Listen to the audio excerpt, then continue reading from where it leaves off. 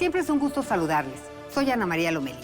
El Instituto Mexicano del Seguro Social cumple 80 años de vida. Hoy al filo, su director general, Zoe Robledo.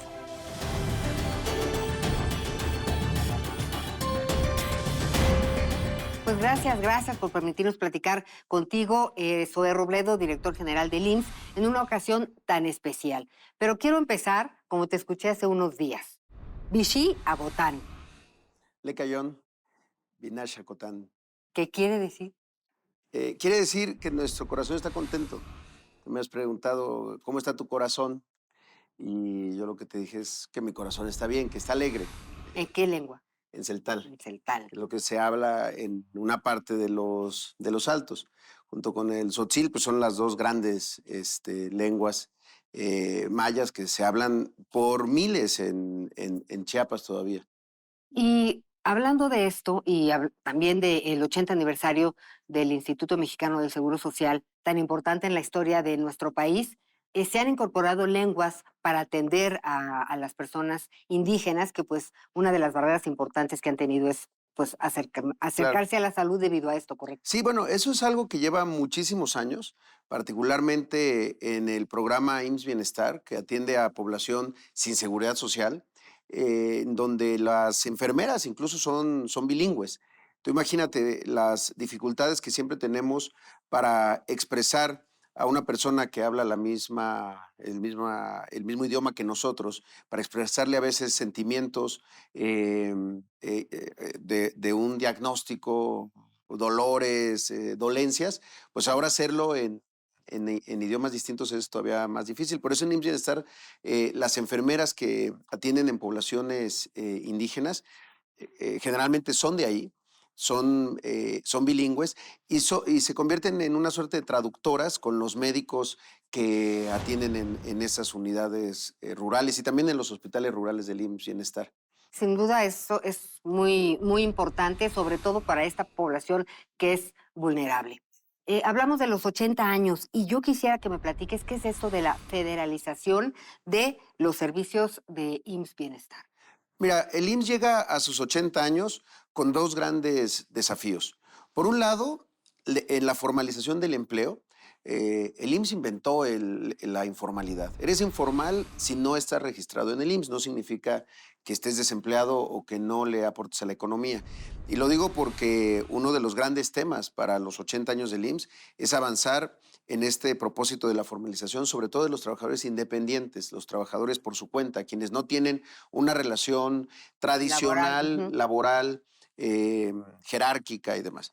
Pero eso es una cosa. La otra, el reto más grande, el que el presidente López Obrador ha llamado un sueño, hasta una utopía, es poder lograr la universalidad. Esto es que el IMSS también crezca, abra sus alas y atienda a la población sin seguridad social, a todas aquellas personas que viven en comunidades rurales, que por una u otra razón no tienen seguro social, pero tampoco son atendidos de manera plena, completa, con calidad, con una cobertura amplia por los servicios estatales de salud. La federalización es un proceso a la inversa de algo que ocurrió en los años 80. En los años 80, en el 83 en particular, inicia la descentralización de la atención médica. Antes había dos instituciones que otorgaban atención médica. Incluso cuando nació el IMSS, nace aquí muy cerquita también, el mismo año, la Secretaría de Salubridad y Asistencia. No era la Secretaría de Salud, era Salubridad y Asistencia, es decir, operaba hospitales. Cuando llega la descentralización en los años 80, se le entrega a los gobiernos estatales para que ellos se hagan cargo de la atención de la población sin seguridad social. Y un mundo de hospitales, clínicas, incluso el IMSS, que ya empezaba a atender a población sin seguridad social desde 1973, les otorga todos estos hospitales de campo, luego los hospitales del IMSS Coplamar, se los otorga a los gobiernos de los estados, salvo en algunos lugares en donde se quedó trunco ese proceso. Entonces, ahora lo que estamos haciendo es centralizando nuevamente la atención médica, que eso es lo que es equiparable a lo que pasa en otros países, justamente como Dinamarca, de lo que tanto se habla. Es decir, un modelo centralizado, en donde la planeación del crecimiento de esa infraestructura se hace desde una sola institución y no desde 32, como ocurría o como ocurre todavía en nuestro país. Esa es la fragmentación del sistema de salud, tener 32 sistemas diferentes. Segundo, tener el mismo modelo de atención. Un modelo de atención también muy enfocado en lo preventivo, no en esperar la enfermedad de las personas para atenderlas, sino procurar la salud de las personas para que no se enfermen. Y lo otro, pues, es un sistema 100% público, es decir, el propósito del Seguro Popular era dar esta impresión de que la gente estaba asegurada y que entonces podía atenderse en diferentes instituciones, incluidas privadas. Y entonces el Estado mexicano se convertía en un gran asegurador y te pagaba la atención que tú recibieras en algún otro lugar. Elemento que durante la pandemia los países que habían optado por ese modelo privatizador se vieron en grandes dificultades para poder atender a la población en medio de una crisis sanitaria. Una institución como el Seguro Social puede tener formas distintas de entender la seguridad social con un gobierno u otro, pero es el mismo modelo de atención que va creciendo sin duda, pero es el mismo modelo de atención. ¿A qué me refiero con esto?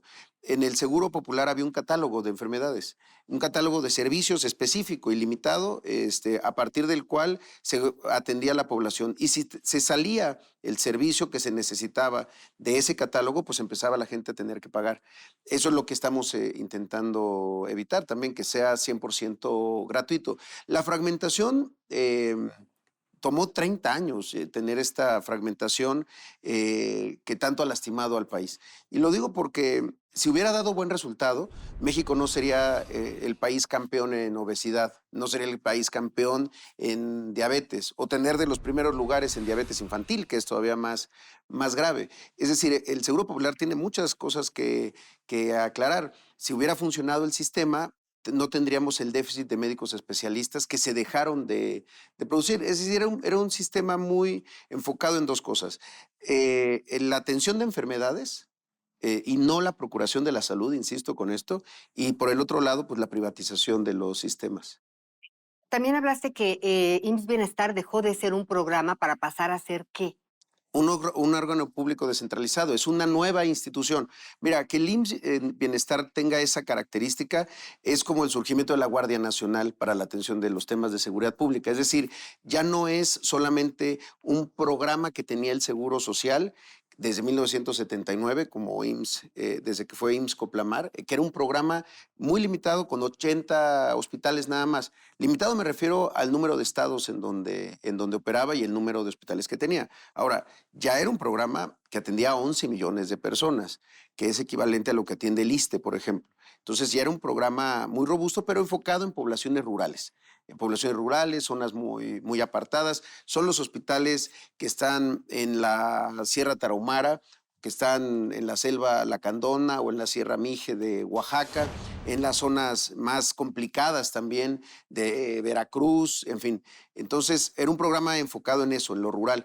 Pero a pesar de eso, tenía diferencia con los servicios estatales, porque tenía cobertura de las especialidades básicas, ginecología, pediatría, cirugía, medicina interna, incluso medicina familiar. Ahora lo que hicimos fue crecer ese modelo, replantear el modelo, un modelo que se trabajó durante meses entre todas las instituciones del sector, con la participación de la OPS y que ya está ahora publicado en el Diario Oficial de la Federación, un modelo de atención, como lo mencionábamos, preventivo, de amplia cobertura y que garantiza la atención de todos los servicios y de todos los padecimientos. Es decir, imaginemos que en algún momento la Comisión Federal de Electricidad se hubiera convertido en 32 comisiones estatales de electricidad y que entonces tuviéramos diferentes formas de atender el tema, un servicio tan básico como es la energía eléctrica. Bueno, así teníamos la salud. 80 años. ¿Cuál consideras o qué consideras que es el mayor logro del Seguro Social en ese tiempo que has estado trabajando en él? Mira, yo te diría que Yo creo que el mayor logro del IMSS es estar de pie y estar fuerte, porque muchos han sido los riesgos que ha corrido el Seguro Social, desde temas de desastres naturales, la atención de una pandemia que lo puso a un límite de sus capacidades, resolver los temas financieros, que hubiera sido muy riesgoso que el IMSS hubiera entrado nuevamente en una situación de insolvencia financiera y tener hoy a la plantilla de personal más grande. El IMSS es el empleador número 1 de todo el país. No hay empresa que tenga a los casi 500,000 trabajadores registrados en el Seguro Social. Creo que en estos últimos años podríamos pensar que la pandemia fue lo que más tiempo nos absorbió, a lo que más tiempo le dedicamos. Pero también fue durante un proceso en el que logramos corregir el rumbo que estaba llevando el IMSS. Es decir, corregir ese camino hacia una institución 100% financiera, vinculada a un aseguramiento, pero que descuidaba mucho la parte de la atención médica. Habíamos empezado ese proceso de seguir manteniéndola como una institución del Estado mexicano, una institución pública del Estado mexicano, de tener un proceso de privatización silenciosa que se vivía al interior y lograr sortear la pandemia. Ahora es el momento del crecimiento del IMSS, de tener finanzas sanas para poder sortear ese crecimiento. Y bueno, son muchísimos los temas que tenemos que abordar, pero quisiera también platicar de esta nueva infraestructura hospitalaria y también de los hospitales sustentables. ¿De qué estamos hablando? Bueno, por un lado, hemos logrado que después de la pandemia tener un plan maestro de infraestructura en los lugares en donde ha crecido más la población derechohabiente, pero que dejó de crecer la infraestructura del IMSS. Es decir, como cualquier otra gran organización, pues uno imaginaría que conforme va creciendo la derechohabiencia, crecería la capacidad instalada para atenderla. Pero en el año 2003, es muy marcado cómo en el 2003 se detiene el crecimiento de la infraestructura del IMSS, se detiene el número de hospitales, empieza a caer el número de camas, el número de consultorios, el número de médicos y médicas incluso también. Entonces, lo que hemos replanteado es primero formar más médicos especialistas, sobre todo. El IMSS forma la mitad de los médicos especialistas que hay en México. Un estudiante de medicina, cuando concluye su licenciatura y opta por hacer el examen nacional de residencias médicas, es decir, opta por hacer una especialidad, la mitad de esas personas la hacen en el IMSS, porque eso ya no ocurre en las universidades, ya ocurre directamente en los hospitales, esa parte de la formación. Ahora formamos al doble. Y lo digo porque de nada serviría seguir haciendo hospitales si no tienes los especialistas, no tienes los equipos, no tienes los insumos. Este plan de infraestructura tiene que ver, por un lado, en el crecimiento, en la recuperación primero de la infraestructura que se perdió en el sismo del 2017. Hay infraestructura del sismo del 2017 que aún no se ha recuperado.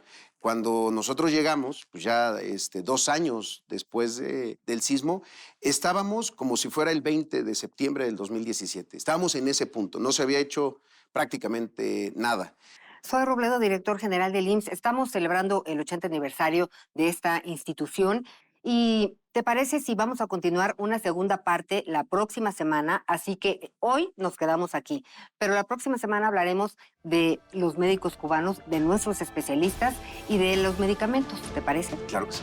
Gracias por habernos acompañado. Muchas gracias y continuamos la próxima semana. Buenas noches.